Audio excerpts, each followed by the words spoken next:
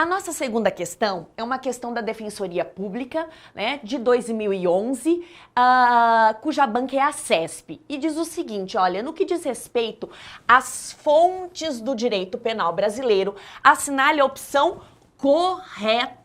Né? Às vezes, a gente estudando direito penal, você diz, fonte não é importante, não vão me perguntar sobre fonte, não vão me perguntar sobre princípios. E isso, né, cotidianamente, rotineiramente, é pedido em provas de concurso público. Então, é importante, tá? Então, vamos lá, né? Fala dessas fontes do direito penal. O complemento da norma penal em branco, considerada em sentido estrito, provém da mesma fonte formal, ao passo que o da norma penal em branco, considerada em sentido lato, provém de fonte formal diversa. Então, a alternativa A, ela diz respeito na verdade, as normas penais em branco. Fernanda, o que é uma norma penal em branco, né? E aí eu trouxe aqui para vocês um organograma muito rápido, né, sobre o que é a norma penal em branco e como ela se subdivide, tá?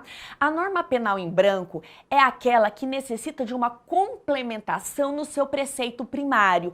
O que é o preceito primário da norma? Então, todo tipo penal, ele tem um preceito primário, né? E me desculpem pela minha letra, que é muito feia, né? E esse preceito primário, ele descreve a conduta, né? O que é considerado fato criminoso. E eu tenho também um preceito secundário. O que é o preceito secundário? É a sanção penal, né? É a sanção penal. Então, o preceito primário é a conduta, preceito secundário é a sanção penal, né? É a pena cominada em abstrato, ok? Muito bem. Na norma penal em branco, o preceito primário, ele depende de uma complementação, para que eu possa entender realmente o que é essa conduta criminosa, Esse complemento, ele pode vir tanto da própria lei quanto de um ato administrativo, por exemplo, de um ato da administração pública, por exemplo, uma portaria, como acontece na lei de drogas, tá? Então, a norma penal em branco, ela pode ser em sentido lato, que é chamada de homogênea, porque o complemento tem a mesma natureza jurídica e provém do mesmo órgão que elaborou a lei penal. Então, o complemento vem de uma outra lei, de uma outra lei, seja ela penal, seja ela civil, seja ela do direito administrativo, seja ela do direito tributário, ok? E a norma penal em branco em sentido estrito, ou também chamada heterogênea, o complemento, ele tem uma natureza jurídica diversa e ela emana de um órgão distinto, de um órgão diferente que elaborou a norma penal. Então, eu não tenho o complemento na lei. O complemento está em outra coisa que não a lei, tá? Então, essa aqui, é um esboço básico para que a gente consiga entender essa alternativa. Então, o complemento da norma penal em branco, considerado em sentido estrito, provém da mesma fonte formal. Não, são de fontes formais distintas, diferentes, tá?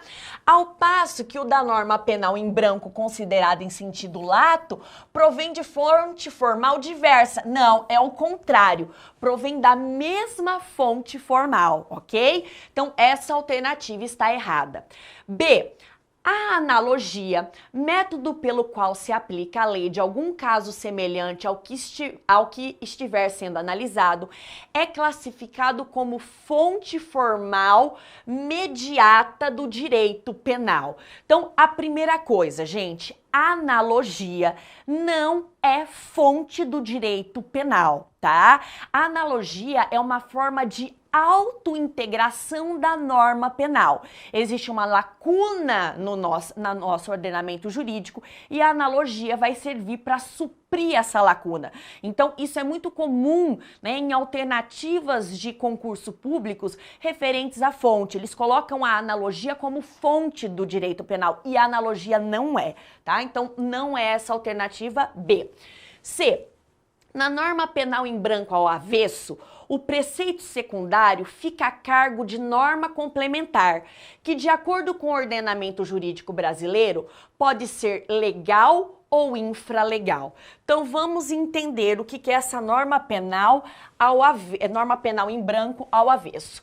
Lembra que eu disse aqui para vocês, né, que nós temos um preceito primário na norma penal e um secundário, que é a sanção penal. A norma penal em branco, em regra, né, é o preceito primário que não está completo, que depende dessa complementação, tá? Na norma penal em branco ao avesso é o contrário.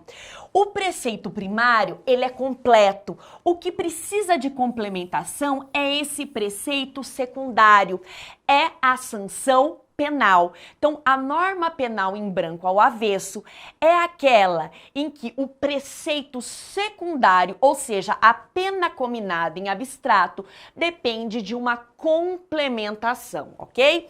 Então, voltando lá para a nossa alternativa, tá?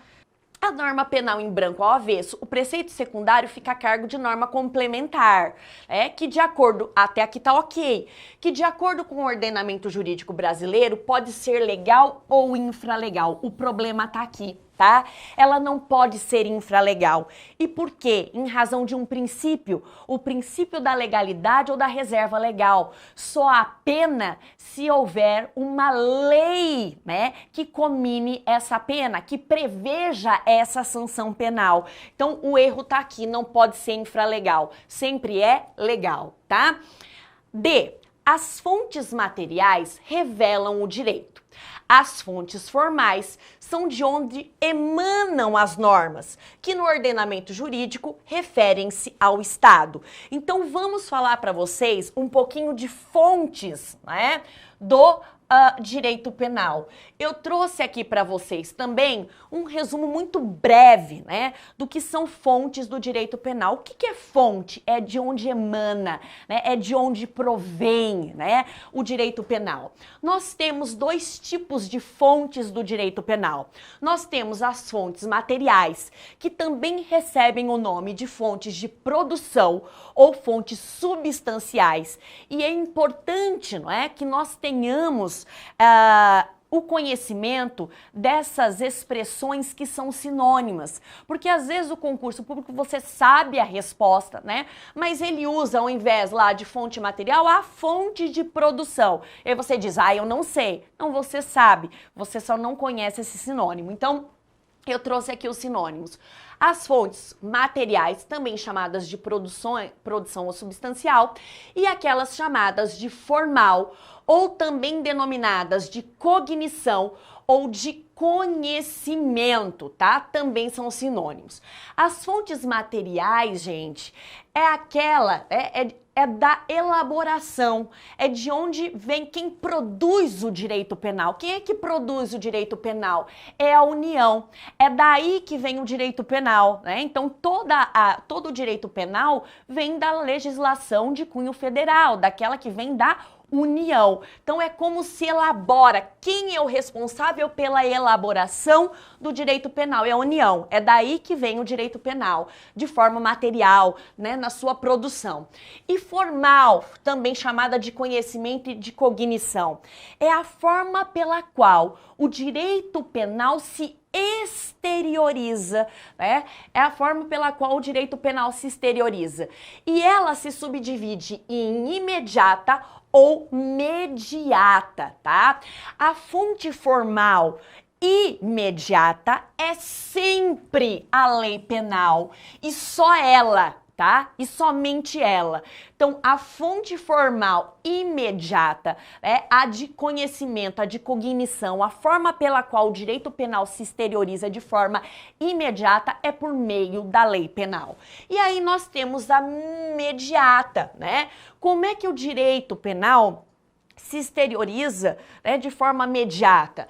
Pela Constituição Federal, pela jurisprudência, pela doutrina, por tratados e convenções sobre direitos humanos, costumes, princípios gerais do direito e os atos administrativos, tá bom? Então, esse é um resumo básico do que são as fontes do direito penal. E aí, voltando lá para nossa alternativa, nós temos, né, as fontes formais materiais revelam o direito. As formais são de onde emanam as normas. Que o ordenamento jurídico brasileiro referem-se ao Estado. Não, o Estado está nas fontes materiais e não nas fontes formais, tá? E por fim, alternativa E essa é a correta, tá? As fontes de cognição. Então, voltando lá, olha só, aqui a questão usa um sinônimo, né? Usa um sinônimo. As fontes de cognição são as formais, são as de conhecimento, tá? As fontes de cognição classificam em imediatas, representadas pelas leis, ou seja, a lei é a única fonte de cognição imediata, e as mediatas, representadas pelos costumes e os princípios gerais do direito. Então, essa é a alternativa correta, alternativa E.